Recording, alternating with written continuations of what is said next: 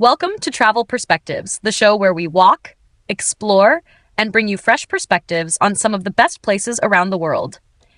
Today, we're taking you on a street walking adventure through Toronto, one of the most vibrant cities in Canada. And joining me, as always, is Clifford. Hey, Kate.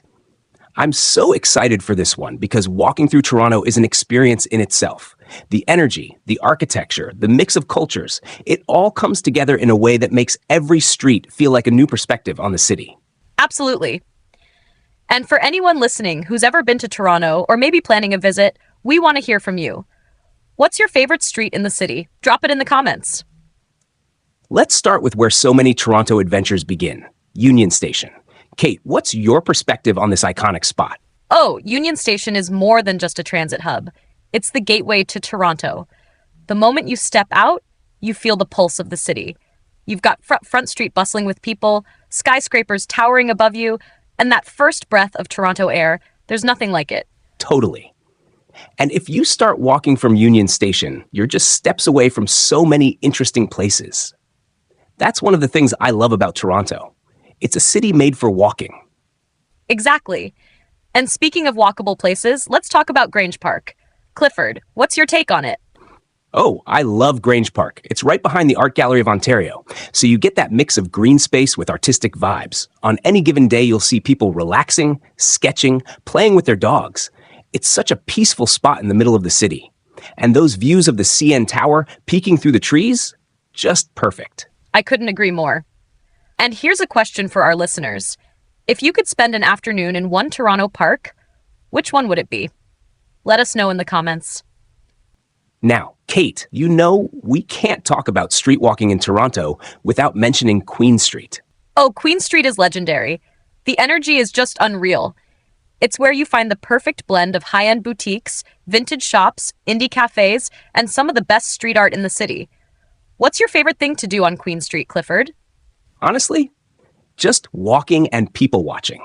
There's always something happening. Live music, pop-up markets, and those little hidden gems that you only find when you wander without a plan. And for food lovers, there are so many incredible spots to grab a bite. Speaking of food, Chinatown. You can't walk through Toronto without making a stop there. 100%. Chinatown is a whole experience on its own. The aroma of fresh dumplings, roasted duck hanging in restaurant windows, the vibrant signage, it's like stepping into another world. And the best part, the food is authentic and affordable. I love the bubble tea spots there.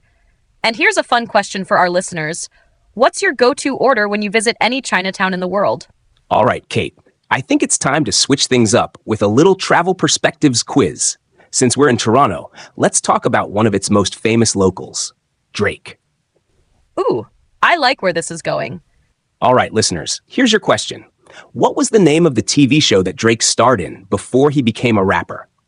Drop your answer in the comments and let's see who gets it right. That's a good one, Clifford. We'll reveal the answer at the end, so stay tuned. Now, back to our walk through Toronto. If you're exploring the city for the first time, my best advice is to just let yourself get lost a little. Every street has its own character, and you'll always stumble upon something unexpected. That's the best part of street walking. Every turn gives you a new perspective, and Toronto is a city that keeps you curious. So, before we wrap up, let's give our listeners the answer to the quiz. Kate, tell them. All right. If you guessed Degrassi The Next Generation, you got it right. That's where Drake, aka Aubrey Graham, started before he became the global music icon he is today. And with that, we'll end today's episode of Travel Perspectives. If you enjoyed this walk through Toronto with us, make sure to like, comment, and subscribe. And don't forget to share your favorite Toronto spots in the comments. Thanks for joining us, and we'll see you next time for another adventure with fresh perspectives. Until then, keep exploring.